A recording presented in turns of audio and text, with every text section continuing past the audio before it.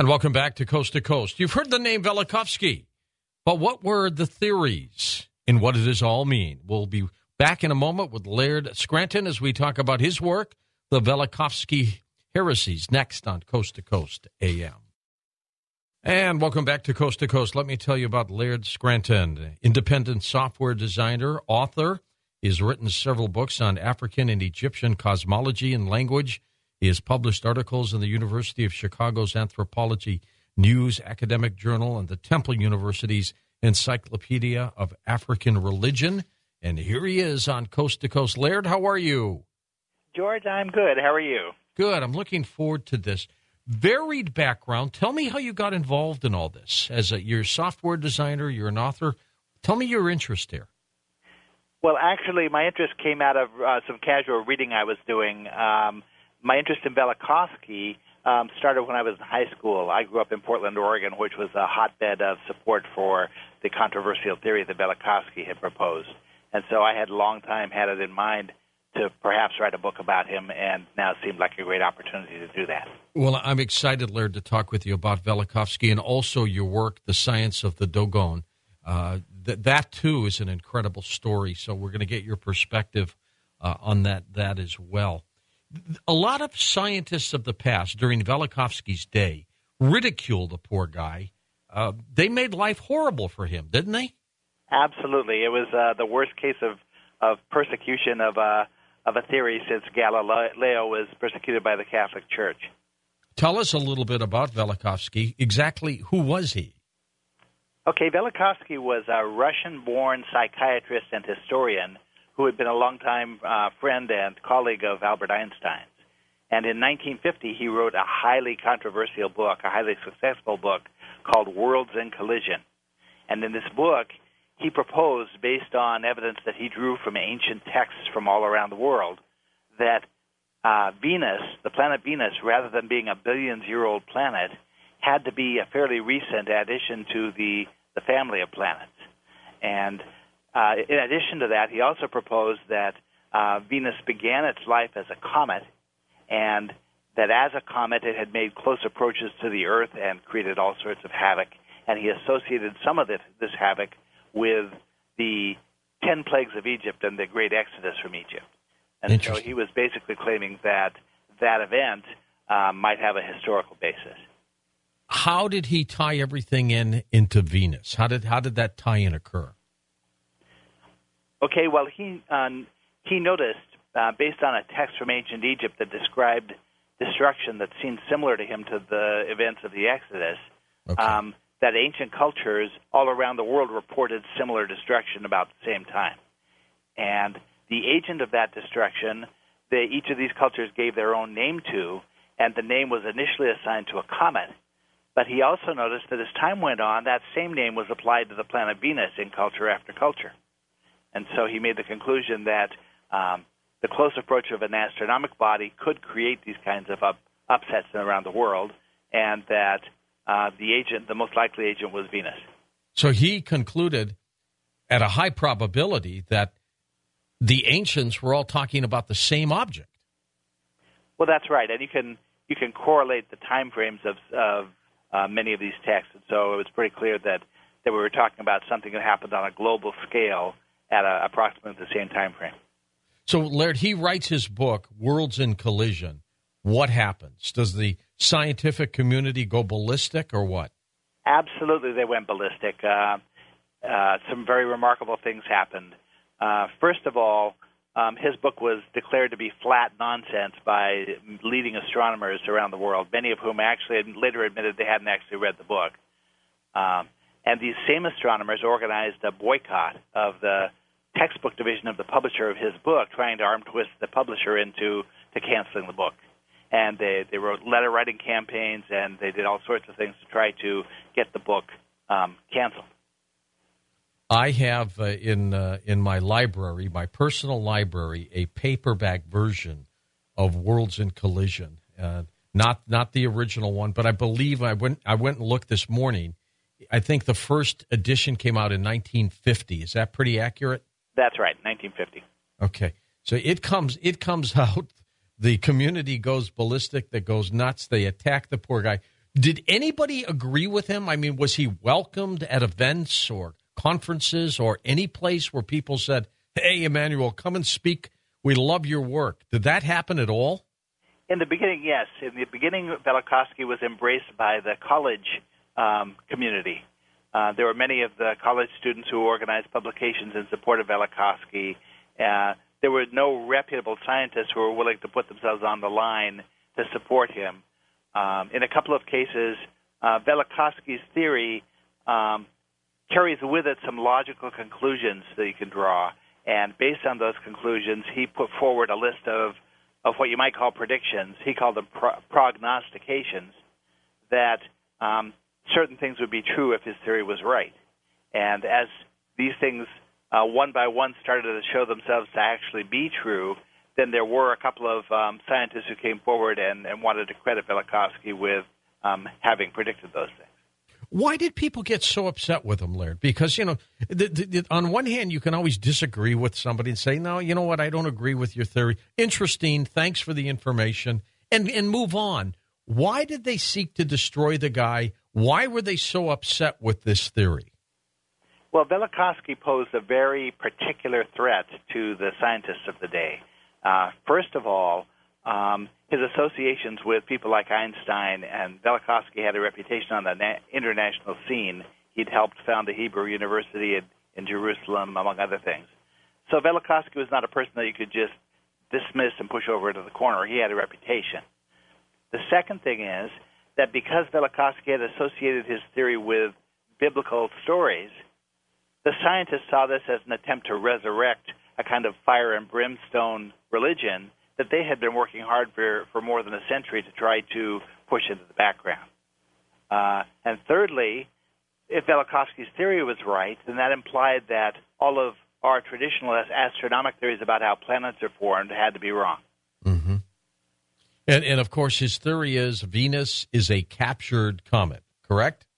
No, actually, Velikovsky's claiming that sometime prior to 1500 BC, a large body smacked into Jupiter, and as a result of that impact, Venus was ejected. And so from that point, Venus became a brilliant comet that roamed the skies and made close encounters with several of the planets. He's claiming that it actually impacted Mars directly and then proceeded on to make a close pass of the Earth, several close passes of the Earth, and was responsible for a lot of the ancient fear of comets that appear after 1500 BC. And how did it get captured in the orbit it's in now? What happened? That's a very good question. That's one of the questions that is problematic for Velikovsky's theory. Scientists are saying that there hasn't been a reasonable amount of time since 1500 BC for a comet to have its orbit circularized the way that Venus has been. Venus has the most circular orbit of any of the planets. And so one of the questions is, what caused that to happen? But these same scientists who are saying that there can't be forces acting on Venus that we don't understand, this year announced that in the last 12 years, there's been a 6-minute slowdown in the rotation of Venus that they can't explain. If Velikovsky's correct, what does it mean for our knowledge of the solar system? What does it mean for our knowledge of just the galaxy in general? Well, to begin with, what it means is that our theories of planet formation probably are not right. Now, at the time Velikovsky wrote, that was a heretical statement to make. But as recently as last year, some of the astronomers who do studies of these exoplanets, the solar systems that are outside of our own, have written articles saying that their studies and the evidence they've drawn from their studies already contradict our theories of planet formation, that the two theories we have can't be right. All right, and those theories we have to date are what? Okay, the first theory is that there was a ring of material around the sun when it formed that coalesced into the planet.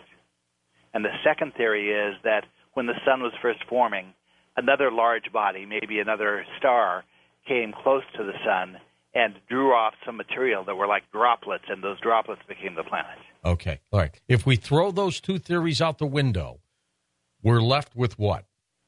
We're left without a theory for how the planets form. Now, Velikovsky's theory is that the planet, at least in this case, that Venus came from Jupiter. And one of the questions, of course, is it even possible, given the composition of Jupiter, for a planet to be formed from it? Well, the truth is... But is he saying, Laird, that every planet in the solar system is probably the result of some kind of collision? Not necessarily, because there may be multiple ways that planets get formed. Some may be captured, and some may have formed in other ways. The fact that Venus is considered to be very much like the Earth implies that Venus and the Earth formed the same way. That's an interesting... you know what? I've always had my doubts of this gas-forming planet theory, where everything accumulated together. I don't agree in the asteroid belt theory, where so many astronomers say that it was a planet that just didn't piece itself together. I think something blew up. Right, I agree. It looks like there were lots of collisions in the early days. Yes, absolutely. So now let's go through some of the ancient texts and the ancient references to planet Venus, if you can, for us, and then talk about some of the events that Velikovsky thinks Venus might be responsible for. Okay. Well, in ancient times, before 1500 BC, there are references to Venus, but these references are always given using words that are normally reserved for comets and using icons or images that look like comets. Also back in that period of time before 1500 BC, most of the ancient cultures only had a four-planet system. They didn't include Venus as a planet. They didn't recognize that it could be a planet. Instead, they say that Venus was so bright that you could see it move across the sky during the daytime, and they classed it alongside the sun and the moon. Okay. So if you go before 1500 BC, the argument is that Venus was not yet a planet. Then after 1500 BC, there are texts from all around the world claiming destruction and terrible upheaval and raining of stones and all the things you associate with the 10 plagues of Egypt. And you find similar reports from cultures all around the world, times when the skies darkened or the stars seemed to fall, the skies seemed to fall, or there were a lengthened day or a lengthened night. And so there are events like this that are described that would be appropriate to the close approach of an astronomical body to the Earth. Was this a one-time major event, Laird, or did it happen continuously while Venus was in the neighborhood? Well, like most comets, comets come back on a periodic basis. They right. On a cycle that can be predicted. And so Velikovsky's viewpoint is that each time Venus came through the solar system in the same plane as the planets, it had such a long tail that it could hardly avoid the planets passing through that tail. And so he's saying there were recurring encounters, some of them worse than others. And the worst one with Venus happened around 1500 BC. Okay. In your opinion, go ahead. I'm sorry. Go ahead. No, go ahead. That's right. Well, in your opinion, then, Venus eventually, got captured in the orbit it's in now. What do you think happened in order for that to occur?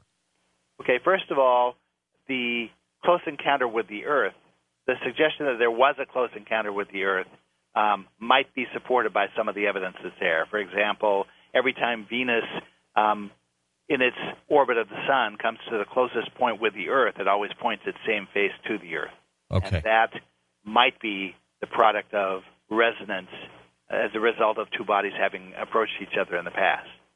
Also, Venus has a remnant comet's tail that, when it reaches that close point to the Earth, extends out into space millions of miles and actually points directly at the Earth. Still? So that's another suggestion that there might have been an encounter of the sort that Velikovsky said. I mean, does it still have this kind of tail? It has a remnant of the tail. It's not visible, but when the Venus Express mission that the European Space Agency sent out, that has been orbiting Venus for years and years, detected that they were when they counted electrons in the atmosphere of Venus, that the counts were changing when the probe went around. and they were trying to figure out where were the electrons going. And they discovered that they were being moved to the far side of the planet, and that in some instances they were actually being ejected out into space. Now, this process is caused by the same process that creates a comet's tail, and it acts like a comet's tail. It points away from the sun, and it gets stronger the more that Venus approaches the sun. Could there be minute particles around Venus as well that could be part of that tail? Yes, there could be. Actually, there are two tails on Venus. One is an electron tail, and the other is called a magnetotail. It's caused by the magnetic sphere around Venus. The Earth has a magnetic tail, too, that the moon passes through every time we have a full moon. Isn't Venus's orbit right now, Laird, isn't it probably one of the roundest orbits of any of the planets? Yes, it is, and for it to have become that way, some force had to have acted on it after it encountered the Earth. Now, one theory that's not really subscribed to by mainstream astronomers is that the variable drag created by the tail of a comet can cause its orbit to circularize. And another theory, which also isn't credited, is that there could be tidal forces, gravitational forces between the Earth and Venus that would cause it to circularize. Any body that is under the gravitational influence of a larger body tends to circularize its orbit. Tell me about this impact with Mars. How close did it come? What happened? Okay, Velikovsky is saying that Venus directly impacted Mars. As it turns out, there's a study out of Caltech a few years back that is trying to explain the damage that they see to the crust of Mars. And this computer modeling, they ran hundreds and hundreds of scenarios and discovered that a single impact by a single body could produce the kind of damage they see. Interesting. There are also studies of Venus that suggest that Venus was impacted by a planet-sized body, and that's one of the explanations for how Venus lost its water. That's fascinating. And do you think Mars, prior to this collision, had its atmosphere, had its oceans? It might well have. It's very hard to predict what Mars might have looked like before it was hit. According to Velikovsky, what happened was that Mars was displaced from its own orbit, and that Mars made several recurring passes on the Earth and created its own havoc around 750 BC. With all the technology, Laird, that we have today, can't astronomers and scientists figure out the complexity of Venus, how old it could be, where they think it came from, or whether it was formed in our solar system?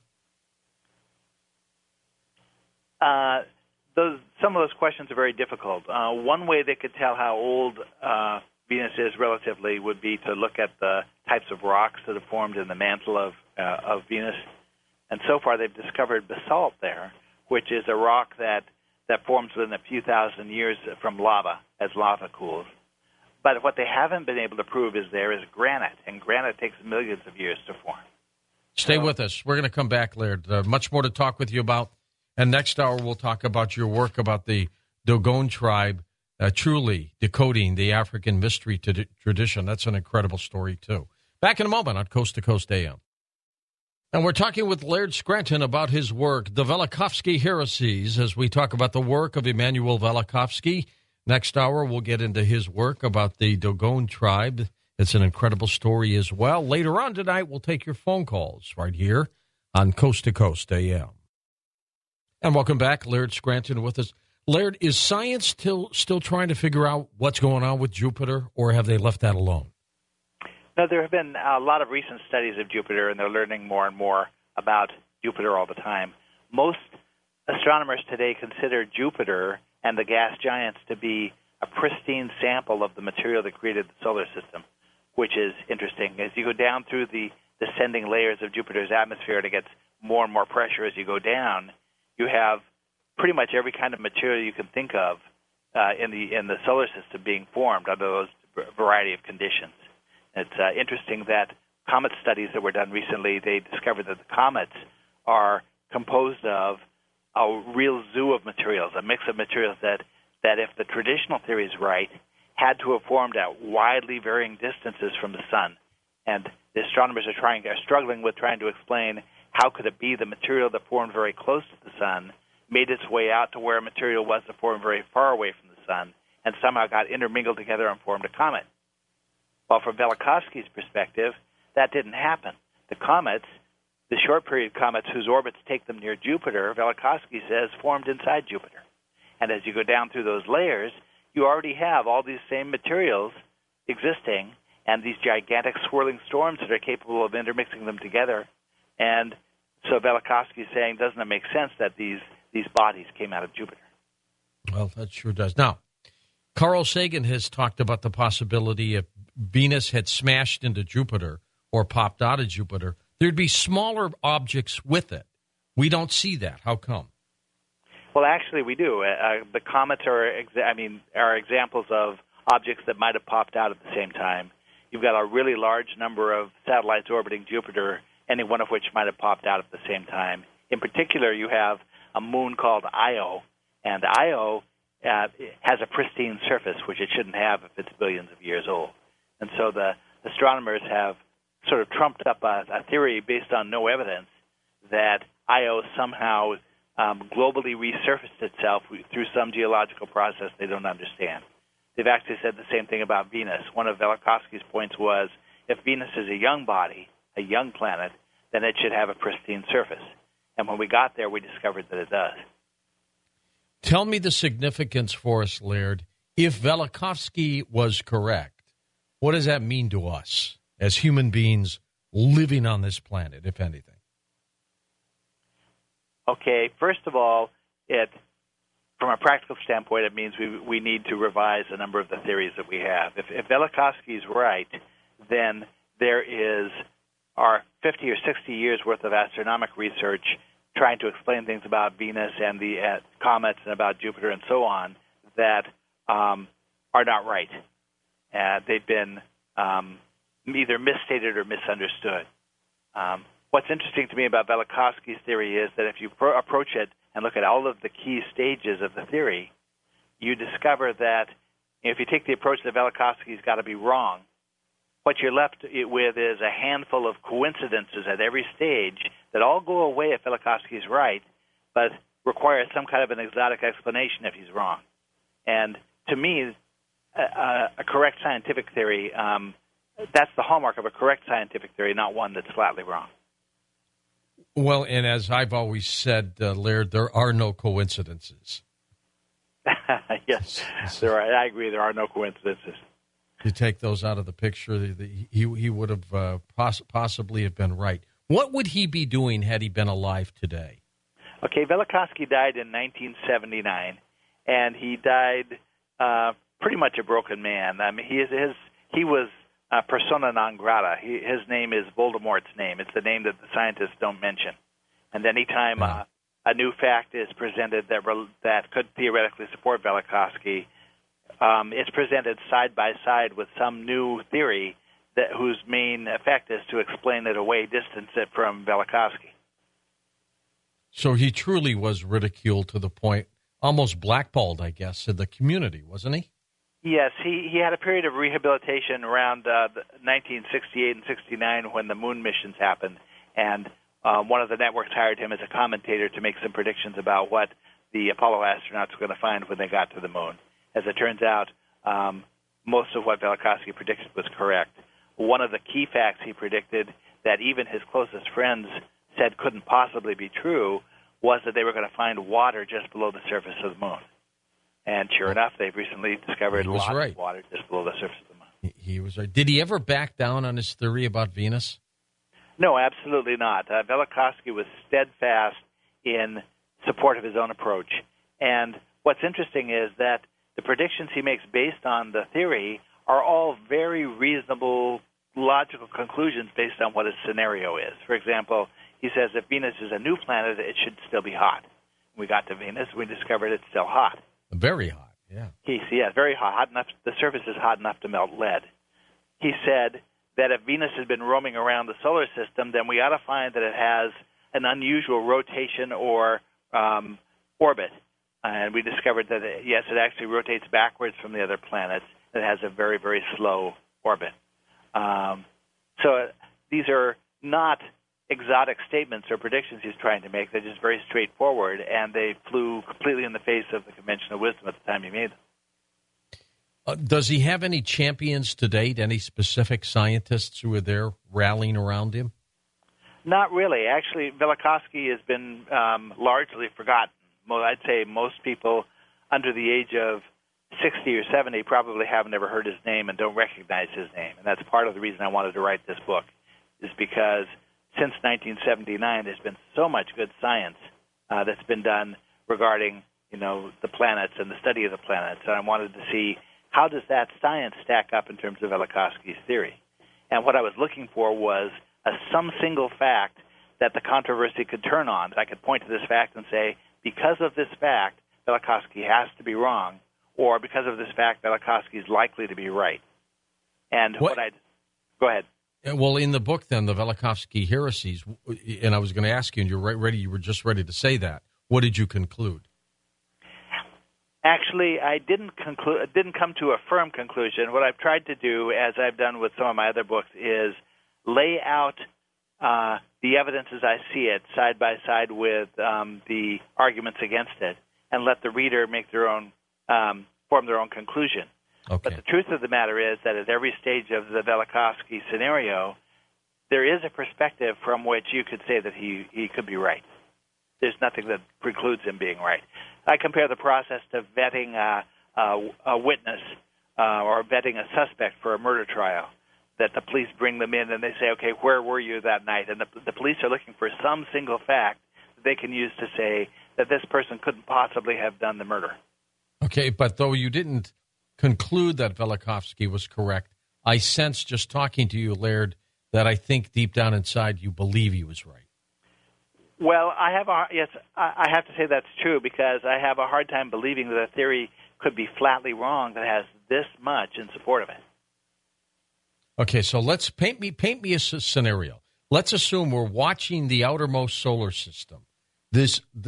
What's happening prior to a collision with Jupiter? What would we see? Okay, if you go back to the Greek myth, a goddess named Metis was prophesied to have a child who was going to be even greater than Zeus. And so Zeus swallows Metis, and immediately after that, Venus is born from the head of Zeus. Zeus being Jupiter. Right. And so turns out a couple of years ago there was a computer study done by a Chinese scientist who was trying to explain why the core of Jupiter is smaller and hotter than it should have been. And Carl Sagan one of his arguments he made against Velikovsky was, look, any event that could have potentially ejected Venus from Jupiter would have vaporized large portions of Jupiter and would have left those portions intensely hot even today.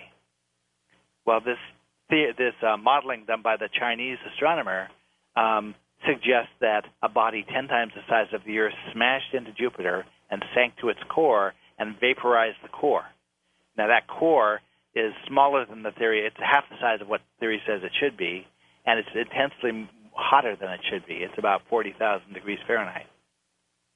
And by his original title, Worlds in Collision, you would have to assume that he believed that there were all kinds of objects smashing into each other, right?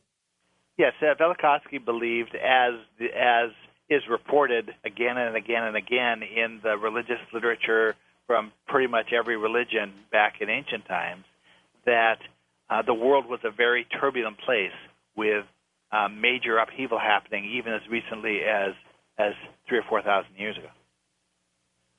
This is dramatic. This is it's also it's also exciting to think of these possibilities. Now, Velikovsky knew Einstein. Were they close? Yes, they first met. Velikovsky edited an academic journal that the scientific portions of that were edited by Einstein. And then the two of them worked together to help form the Hebrew University in Jerusalem. And then after that, when Velikovsky came to New York and started doing research on some of his books, they both ended up at Princeton University and were colleagues at Princeton. And they used to take long walks together and to talk with each other and compare work they were doing and so forth. So they were really very friendly. There's one rumor that says that the night that Einstein died, the book that was found open on his desk was Velikovsky's Worlds in Collision. Did Einstein ever step up to the plate and defend him? Einstein sort of kept Velikovsky at an arm's length to begin with. One of the consequences of Velikovsky's theories about Jupiter was that electromagnetism must play a big role in the interaction of the planets. And Velikovsky was saying, look, if we could just have Jupiter tested, we'd discover that there were radio signals coming from Jupiter. And Einstein said that that was nonsense and sort of walked away from it. But then a couple of years later, actually 2 years later, some astronomers who were studying something completely unrelated happened to detect radio noises coming from Jupiter. And at that point, Einstein realized that he'd been hasty and reversed himself and authorized his secretary to request tests in on Velikovsky's behalf in Einstein's name. Interesting. All right, let's go back. Let's talk about some more of the ancient scholars and what they talk about, Egypt and China and what may have happened with all of this. The ancients themselves, they talk about Venus. How did they know this? I mean, were there human beings around at that point where they really could record this, or was this myth? How did they know this?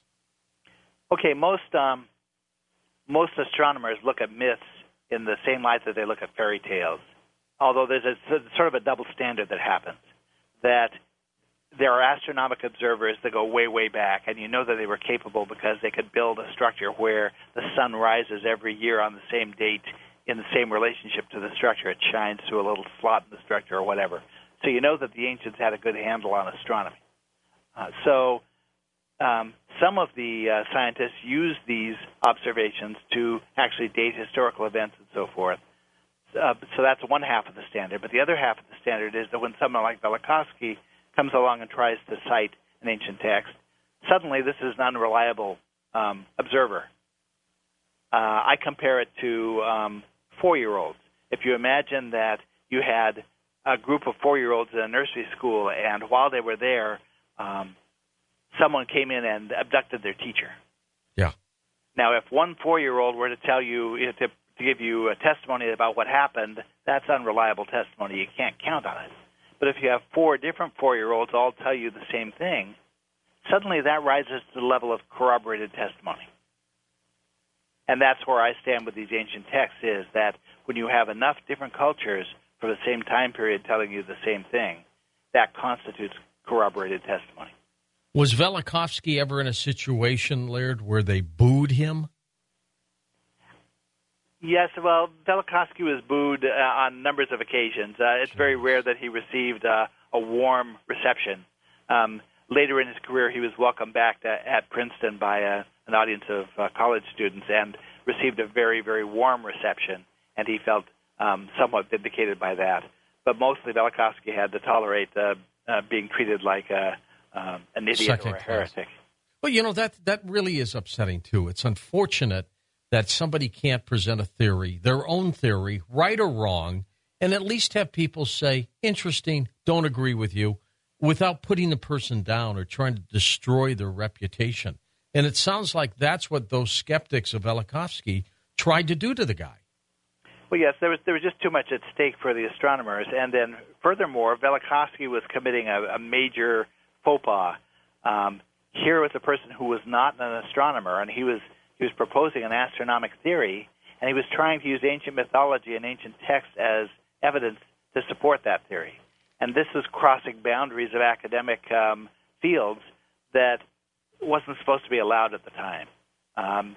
The astronomers are not used to having to answer to historians for their theories. It was a no-no, wasn't it? Right. And so he stepped on a lot of toes and made a lot of people upset. Did he die unhappy? I think he died unfulfilled, but I think he died believing that his theory was right and that he had done his best to try to defend it and that he would eventually be vindicated. Well, at least there are people like you, Laird, James McCanney, a physicist. He's another one who believes in Velikovsky's theories. At least you keep the name alive.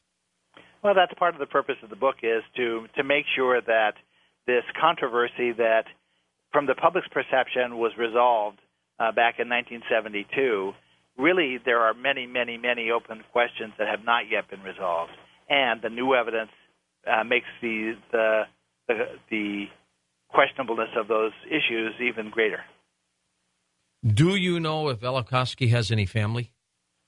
Yes, he has daughters. His daughter Ruth Velikovsky wrote a book called "The Truth Behind the Torment," in which she published a lot of the correspondence that was related to the book Worlds in Collision, correspondence that happened at the time.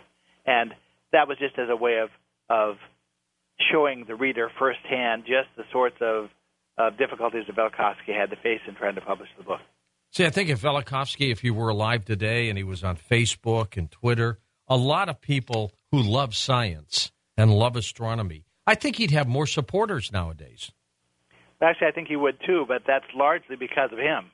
I mean, he was the heretic's heretic, and since his theory, this whole field of basically amateur researchers looking into things has blossomed. I heard one source recently say that the majority of the new significant finds that are being made in any scientific field are being made by someone outside the field. Well, it's an all-interesting take. The book, where do you get it? The Velikovsky Heresies? You can get it anywhere. You can go to my publisher's website, which is www.innertraditions.com, or you can go to any of the usual outlets and find it. You can find it on Amazon. You can find it on buy.com. I think if you Google the Velikovsky Heresies, you'll find thousands of websites that are offering it. Well, you have done him proud, Laird. If he's up there watching, he's probably jumping for joy, huh? I don't know. I think, the idea of associating yourself with somebody who is that ridiculed seems like, professional suicide for an author. But this was too good of a story that had been neglected for too long. I really had to write about it. And are you happy with what you were able to write about? Absolutely. One of my goals in putting the book together was to steer as far away from any of the sources that Velikovsky had at the time, and to rely primarily on articles from NASA websites and from academic sources that are 100% reliable. What's very interesting is that as I was researching the book and I came across certain facts on the Internet, and I'd find an article and that I would print or save if I could and document all the details of how you got to the article and who wrote it and so forth, I would quote passages from these articles. Well, when my editor came back along about a year later trying to verify that what I had put in my book was right, she discovered that a lot of these websites had been changed since I'd been there. Yeah. All right. We're going to come back and talk about your other work, The Science of the Dogon, an incredible story about the Sirius star system. We'll be back. There is a famous book out there called The Sirius Mystery by Robert Temple. He's been on the program before, that talks about the Dogon tribe acquiring incredible knowledge from extraterrestrials.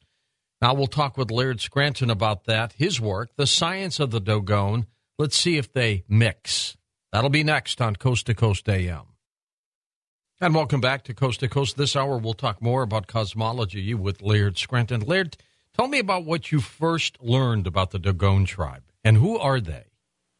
Okay, the Dogon are a priestly, modern-day African tribe. They're outwardly primitive, and they are from Mali, which is a country in the northwest bulge of Africa.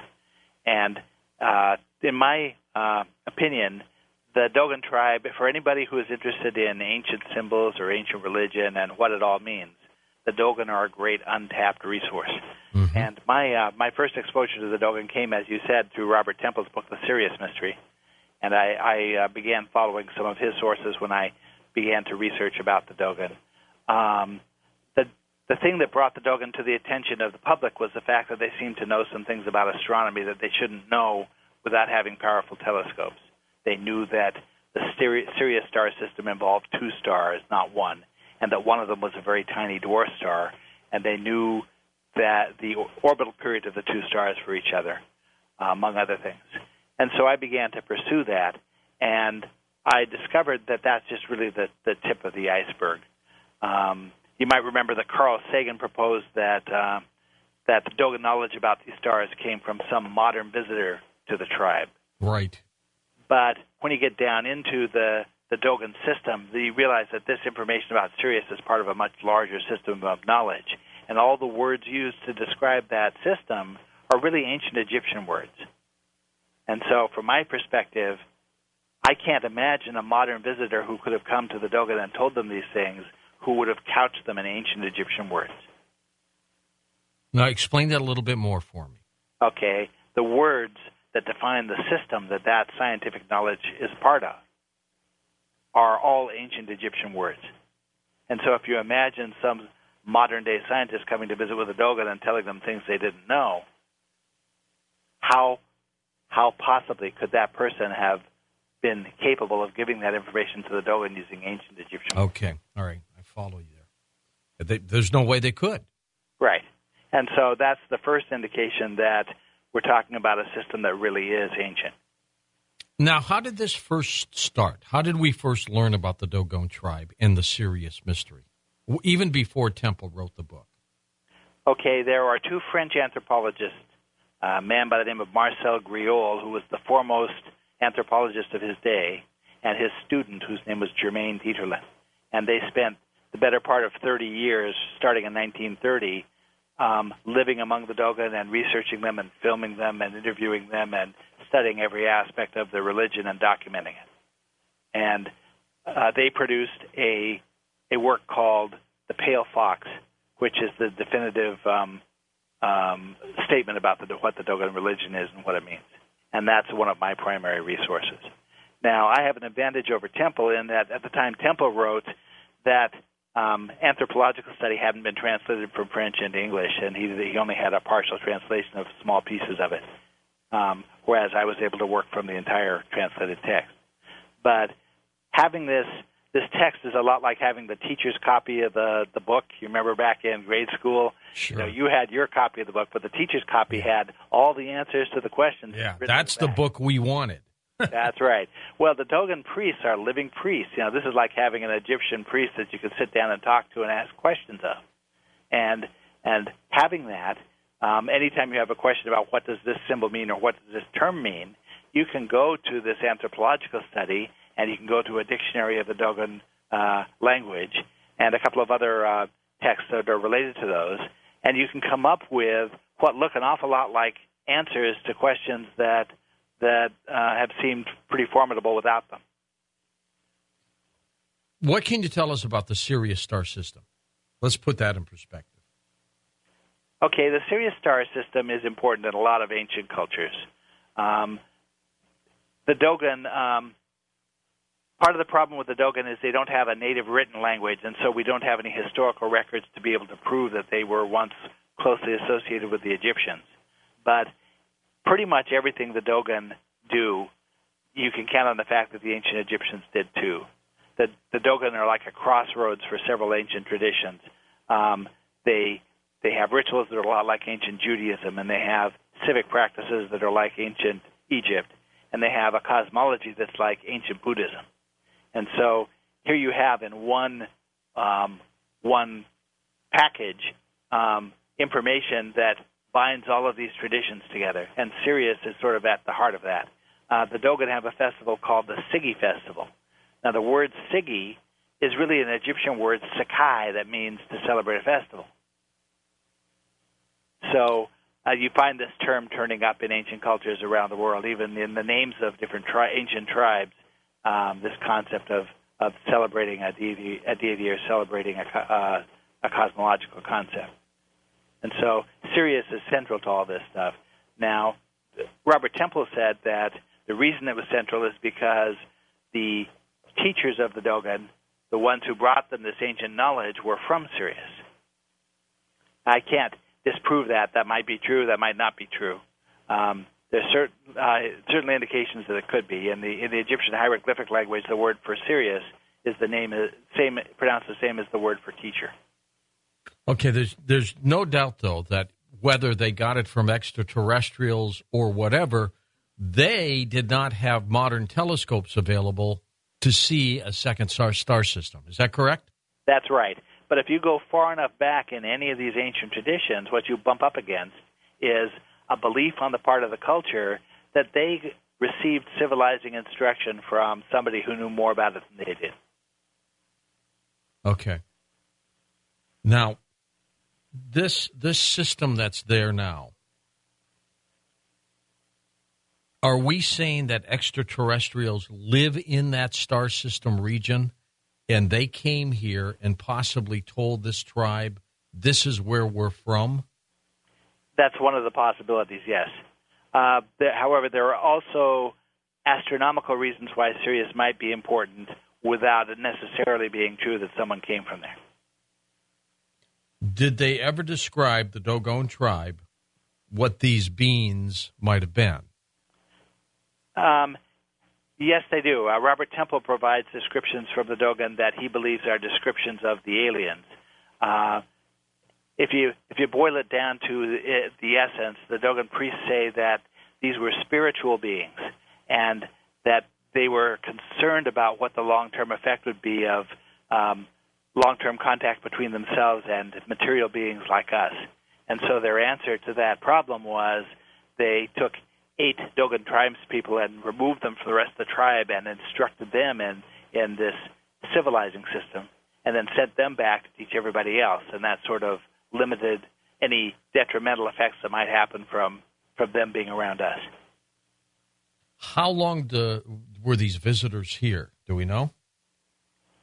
No, that's hard to say, but what we can say is you can see evidence of the same all around the world in culture after culture. And part of what I do in my books is based on this Buddhist and Egyptian and African pattern of cosmology, I sort of extrapolate what the original plan of the civilizing plan must have looked like, and I use it to predict what I'm going to find when I go study a culture I know nothing about.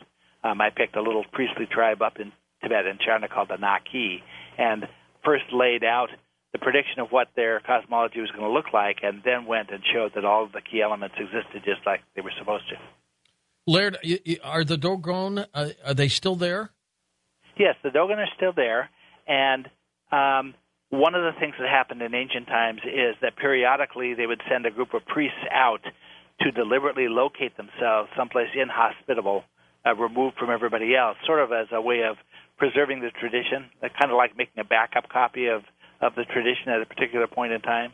And so the Dogon live out in the middle of the desert in Mali, an 8-hour drive from anything you might want to visit, and in a really inhospitable climate along cliffs of an escarpment where it's very difficult to even eke out a living. And this is where they chose to make their life. Are they still talking about this incredible story?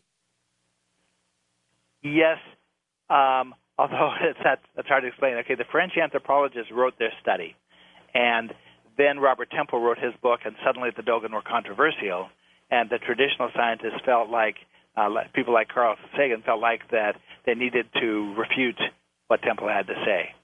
And so in the 1980s, a Belgian anthropologist named Walter van Beek revisited the Dogon and restudied the things that Griot had studied. He spent several years restudying what Griot had studied for 30 years.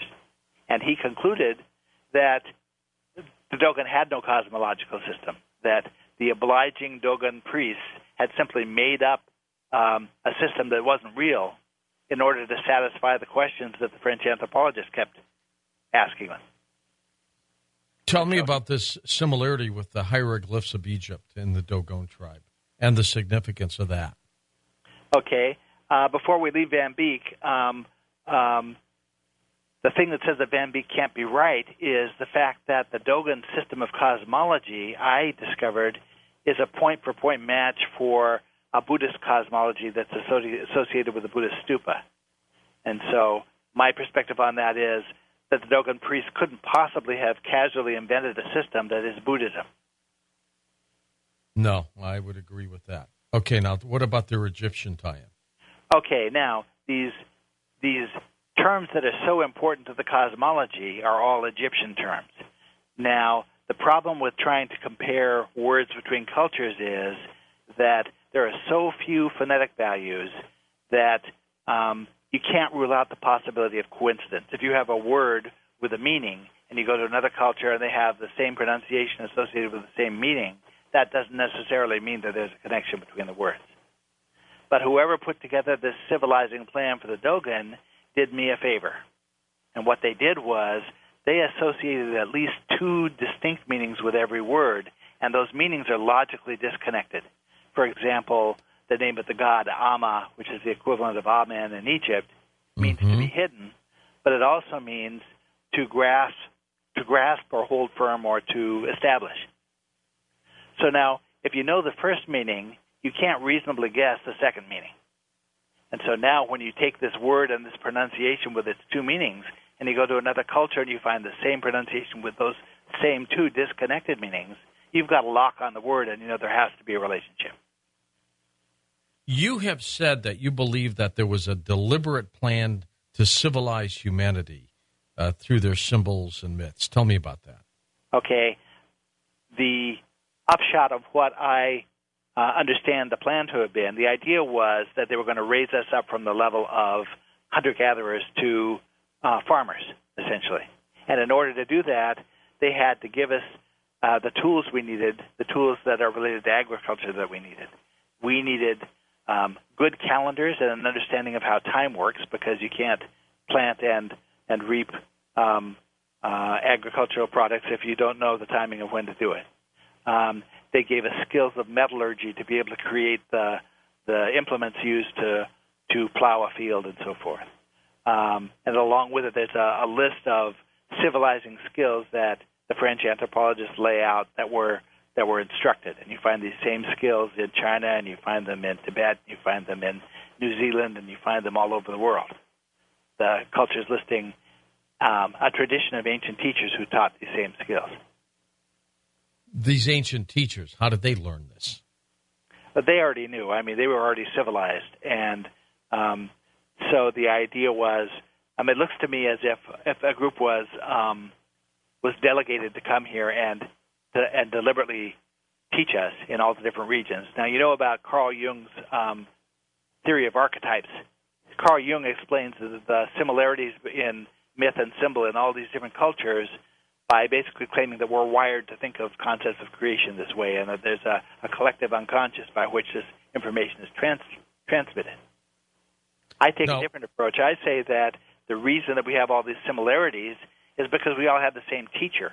If you imagine that you and I had the same math teacher, years apart from each other in high school, we might have come out of it with all the same stories and all the same examples. That's right. Exactly. What do you think happened with the Dogon? How do you think they got their information? Okay, the evidence to me says that around just before the first dynasty in Egypt, the Dogon were Egyptian. And they got their information the same way the Egyptians got it. They were part of that instruction. And this priestly tribe was sent out to make a sort of backup copy of their tradition at that point, just before written language was introduced. And in Egypt, there's a tradition that says that the Egyptian hieroglyphic language was a gift from the gods. Okay. So now the Dogon have all of these early references and all the early civic traditions of ancient Egypt, but they don't have the written language. But what's interesting is that the symbols and shapes and concepts that are developed through this cosmology, many of them are Egyptian glyph shapes. So it occurred to me, if I looked at an Egyptian word that included these shapes, what would happen if I substituted the concept the Dogon defined for the shape in the Egyptian word? It turns out that all of these words are symbolic sentences. And the meaning of the sentence is the definition of the word. The best example I can give you of that is an Egyptian word for week that is written with two glyphs. It's written with the sun glyph, which is a circle with a dot that represents the concept of a day, and the second glyph is the number 10. And so I looked at that word and I said, symbolically, this word is telling me that a week is 10 days long. So I did some research, and sure enough, the Egyptians had a 10-day week. All right. Well, let's assume you're right, that the Dogon tribe were Egyptians. How does that still explain the knowledge of the dual star system of Sirius when I'm not sure even the Egyptians knew? Well, because they didn't have to. If we're postulating that there were knowledgeable teachers here, whatever the knowledgeable teachers knew, it's possible for the Dogon to know. Are you saying those knowledgeable teachers, though, might have been extraterrestrial? Extraterrestrial or extra-dimensional, someone smarter than us is the best I can say. Okay. Someone more educated than us. I would accept that. I think that's a pretty good theory. And so you somewhat echo Robert Temple. Right. If you remember the board game Clue, one of my favorite games. Player in Clue proposes a theory that involves three parts, and then each player has to say whether they can disprove it or not. Well, where I am with Temple is that he has made his statement in his book, and I don't feel that I'm in a position to dispute any of the things he says. I can't flatly refute anything about his theory. Good old Clue. The person, the weapon, and the room. That's right. Remember that? That's right. But Temple was very helpful to me in terms of providing me with a trail of references to pursue in my studies. All right. That's good. Do people even play board games anymore, Laird? I don't know. Not since iPhones. I don't know. Everything's video these days. They don't do that anymore. That would be an interesting show all by itself. What's happened to board games and people? That would be very interesting. They had. Well, this is good work, and this is exciting. That these teachers, I'm going to make the assumption that the Dogon or the Egyptians at the time, they were visited by extraterrestrials. Now, here's an interesting theory. Let's assume they were Egyptian and they were visited by ETs as Egyptians before they even moved off to parts of Africa there beyond Egypt. That might also let you think this is how they built the pyramids, extraterrestrial help. Can you take it that far? Yes, you could. And in Egypt, one of the things that confuses all the people who are studying Egypt is why is it that everything is perfect at the first and degrades from that point, as if someone forgot how to do the thing. The first pyramids are the perfect ones, and the ones after that are less perfect. Exactly. And what I compare that to is if you ever took a shop class in middle school, like a wood shop class, you know that the first thing the teacher does when he wants you to build a pair of bookends or a bookshelf is he presents you with a perfect copy of that bookshelf that he made. And then from there, the students make their bookshelves, and you find that the ones the students make are noticeably less perfect than the one the teacher presented. We're going to talk more. Let's talk about Egypt. I want to get your take on the pyramids, Laird, when we come back. We're talking about Laird's two books, really. He's got more out there than two, but we're talking about the Velikovsky heresies. That's what we did last hour. And this hour, the science of the Dogon. Fascinating. By the way, we talk about board games. Stratego, another one of my favorites. I don't even know if they make that anymore. Anyway, we'll be back in a moment on Coast to Coast AM. Hey, next hour, we'll take your phone calls with Laird Scranton as we talk about, of course, the Velikovsky and also the Dogon tribe and much more. And we'll come right back on Coast to Coast AM. And welcome back to Coast to Coast. Laird, let's talk a little bit about Egypt. You know John Anthony West, right? Yes, John Anthony West has been a very, very good friend to me. He's an amazing guy. He took the manuscript, actually the self-published version of my first book, down to New York to a publishing fair and personally shopped publishers for it. Oh, that's good. That's super. I mean, he's been a great Egyptologist over the years, hasn't he? Yes, he has been. He's really the man to go to about pretty much anything. He's coming up on his 80th birthday, the 9th of July, and he's just an amazing guy. He's got more vitality than almost anybody I know. What did he think of Zahi Hawass and that whole situation? Did he ever talk to you about it? Yeah, I know that John has a lot of respect for Zahi, and he sympathized with the situation. John was in Egypt with a tour group at the time all the upheaval happened in Egypt. And for a while, friends of John were concerned, including myself, were concerned about his safety and the safety of the group. I think they were holed up in a hotel for a while, and then I finally was put to rest. My worries were put to rest by a photograph he sent me of himself on a private cruise ship sailing up the Nile drinking alcoholic beverages. Well, he was lucky there. What do you think came first, Laird, the Sphinx or the Great Pyramids? Oh, the Sphinx. I think the Sphinx is distinctly older than the pyramid. Although it's hard to tell. I mean, you can't really carbon date stone, so right. Theoretically, the pyramid could be a lot more ancient than anybody thinks. Could be 50,000 years old. Could be more. It could. I mean, it's hard to tell. There's no way of really determining it. So as you put all this together, what your work on Velikovsky, your work on the Dogon tribe, you've got some other works out there about myths and symbols. What does this tell you? There's a common denominator here, isn't there? Yes, actually there is. There are some things they were trying to get at here. This whole civilizing plan is it's tagged to a creation tradition, and the creation tradition is based on science. And what I noticed was the Dogon priests say that their religion describes how their tribal god created matter. And I could see that they had the definition of an atom right, and I could see that they had the definition of neutrons, protons, and electrons right.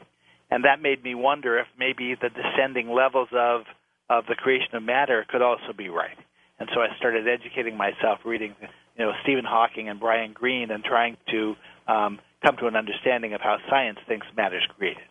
And in this first book, The Science of the Dogon, one of the things I do is I lay side by side the Dogon description of the stage of matter with a description from Hawking or Greene, and the Dogon drawing that goes with that side by side with a diagram from Hawking or Greene, and show that the systems are the same, that the Dogon have it absolutely right. And to some extent, the Dogon actually go farther than science does. Science doesn't try to address the problem of how is it that matter behaves like a wave to begin with, and then after it's perceived, it behaves like a particle. But the Dogon do. Are there other societies on this planet that you think possess some ancient knowledge as well? Every single last one of them, all of the major ancient traditions are tied to the same system. And part of what I do in my third book, which is called The Cosmological Origins of Myth and Symbol, is I try to lay out a set of what I consider to be the essential elements of this tradition, the signature elements of this tradition. And by that I mean that if you find this to be true in a culture, then that's a very good indication that they had the same cosmology. And it's all over the planet. And there are certain telling aspects that you can look at that say, absolutely. It even comes down to things like there were originally naming conventions for these tribes. The tribes were originally named for the deity they celebrated. For example, in Judaism, the ancient name for the tribe is Yahuda, which means praises Yah.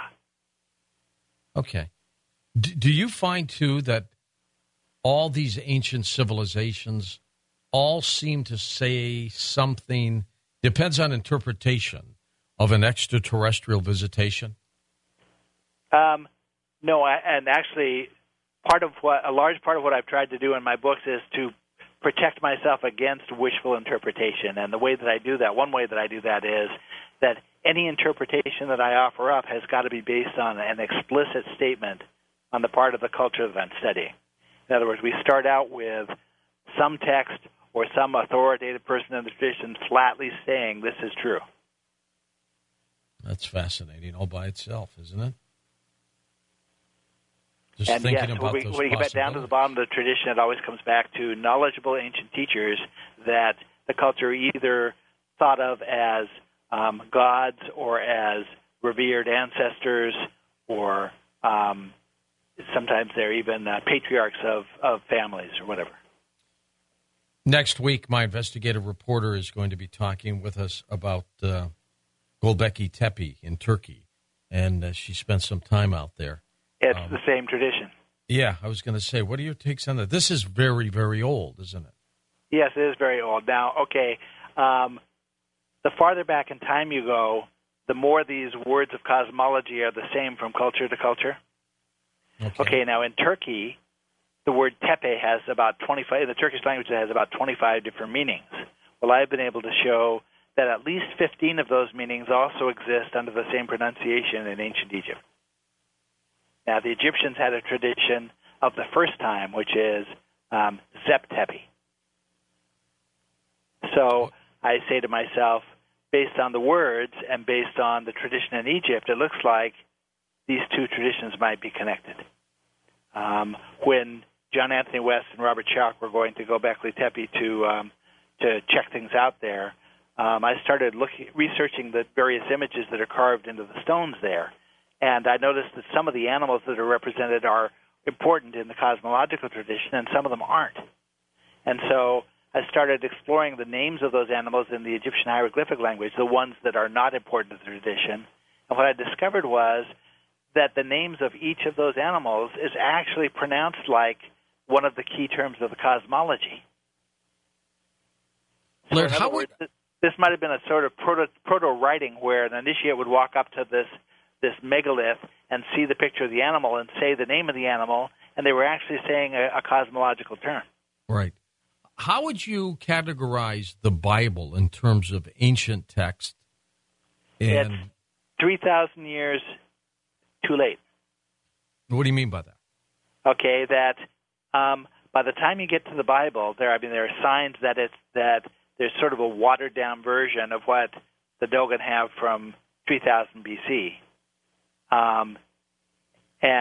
Yes, you can draw parallels between the two and see how one thing might come out of the other, but the Bible is the net result of, for me, is the net result of the process of the dilution of the system over 3,000 years.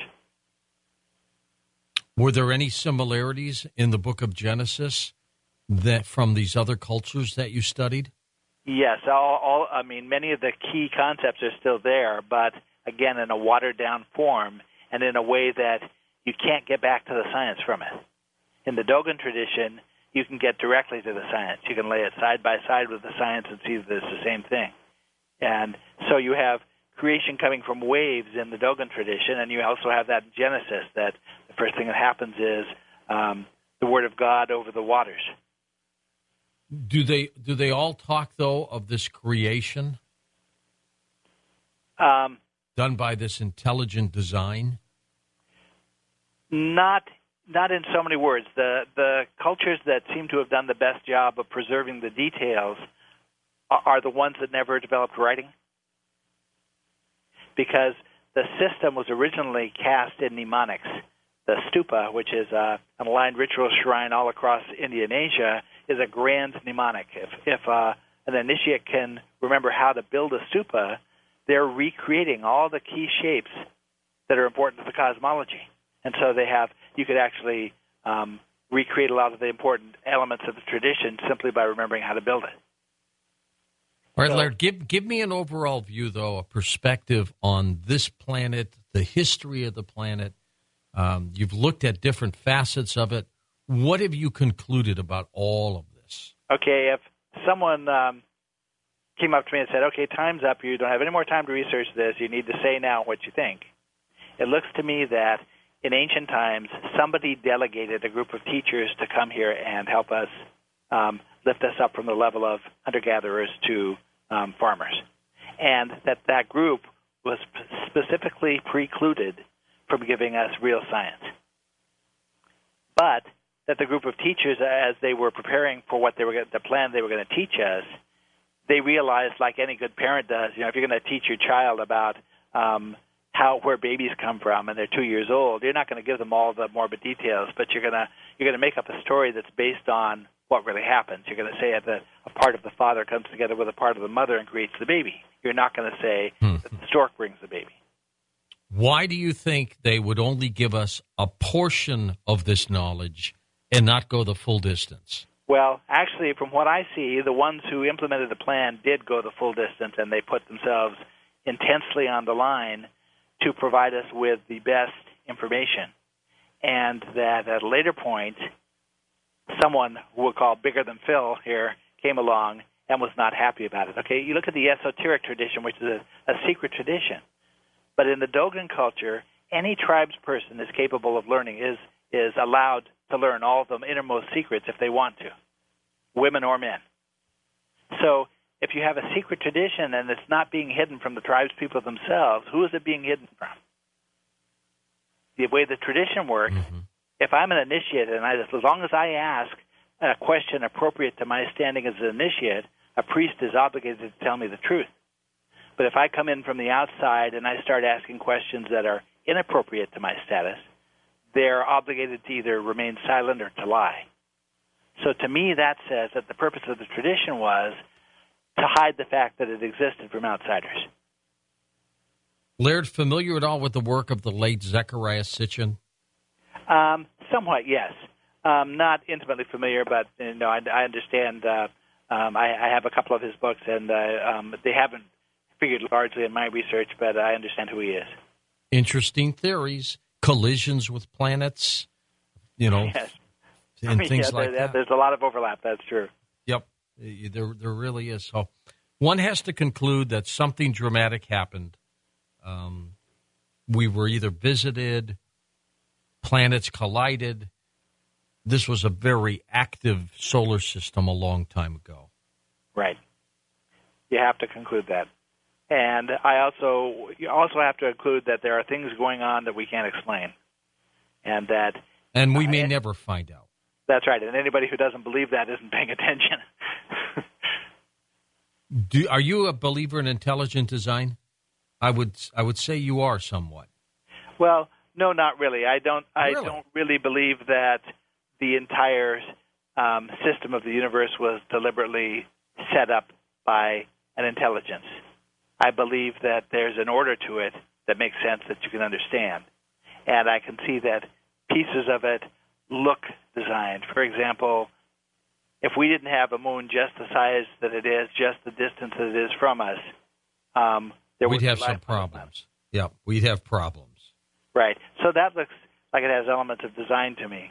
But as far as the big picture, I haven't come across anything that requires that. It could have evolved naturally. And the problem with postulating intelligent design is, you could say that the universe is so complex it had to be designed. It couldn't evolve naturally. But clearly, any entity that could have designed it would have had to be more complex than what they designed. And so how did they arise? So the bottom line is you eventually reach a point where you have to postulate that something arose naturally, not by design. It's fascinating. Drives you nuts thinking about it, doesn't it? Yes, it does.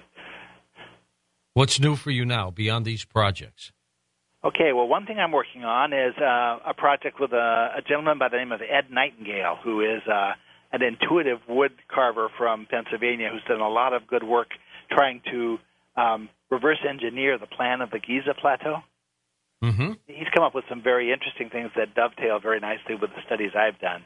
And so he's been trying to research and work on writing a book, and we've been collaborating on that to try to bring the pieces of my work into his to try to present a broader picture. And so that's very interesting. I'm very interested in what he's come up with. And then I'm also working on another book that will fold ancient Chinese cosmology into the same plan that I've talked about for Buddhism and Africa and Egypt. And you do conferences. My producer tells me you're going to be at the one I'm going to be at, the Paradigm Symposium in Minneapolis in October. And that's right. I'm looking forward. I was hoping. Yeah, let's meet there. Yeah, we'll have some fun. But you're also going. I am not. You're going to an Edgar Cayce conference. Tell me about that. Well, okay. Let's see. I spoke to the Edgar Cayce conference last year, and I've been invited back actually for 2013. They're giving me 2 segments in their Mysteries conference in October of 2013. And I've also been a fairly regular speaker at the CPAC conference. I don't know if you know Walter Cruttenden, the person who organizes those conferences. And his work. Yeah, absolutely. And Walter's been on the show before. Yep. And so those are all interesting forums. The prize for me at those conferences is all the interesting people you get to meet. Oh, and there are many people. And they all bring different kinds of stories and information to the table, and that's what I find fascinating. They all have their own backstory and their own interesting specialty that they know about. My feeling is that by the time you get to be a certain age, every person has some subject that they could potentially write a book about. And is correct. This is the first time you've been on Coast to Coast with me, and you were never on before, were you?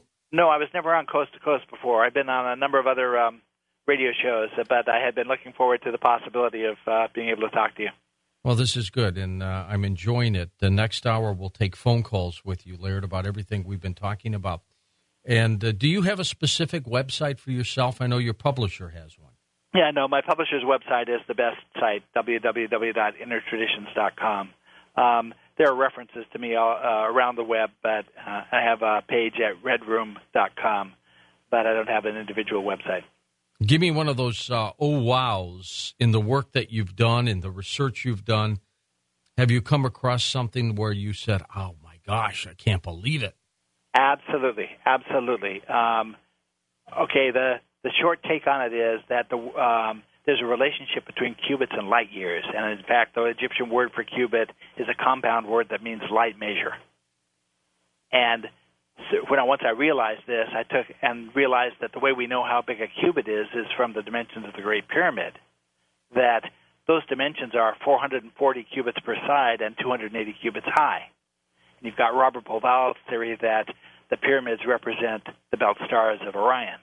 So I went to Google and I typed in 440 and 280 and Orion and turned up a reference to something called Barnard's Loop, which is this giant spiraling birthplace of stars that surrounds the belt stars of Orion. And this is one of the great keys to the ancient cosmology, was trying to point us to this invisible structure. You can only see it if you use time-lapse photography. But according to the Dogon priests, up in the macrocosm, that's the equivalent of the fundamental structure in the microcosm. It's the equivalent of the Calabi space and string theory. And that if we want to understand what's going on in the microcosm, we need to look at that thing right there in front of us, the macrocosm. Okay, that's exciting work. It is. You do a great job, Laird. What I like about what you've done, you're very thorough. Well, I try. As I said, the real trick is to try to protect yourself from your own wishful interpretations. Well, no, you're right. You want to come to your own conclusion. I mean, honestly, I want to know that extraterrestrials told the Dogon tribe, look, we've got this is where we're from, and this is what it's like. I'd love to believe that Velikovsky's correct, that Venus was a captured comet. It's more romantic than just thinking it was some planet formed from dust, huh? Absolutely. It's more interesting and more romantic. And, these questions are so intriguing. That's part of the reason why you've got so many people paying attention to them right now. All right. Well, you stay with us, Laird. We're going to come back in just a moment on Coast to Coast AM. Our final hour with Laird Scranton just ahead, where we will take your phone calls. This is the interactive portion of Coast to Coast AM, where you become part of the show. We shall be right back.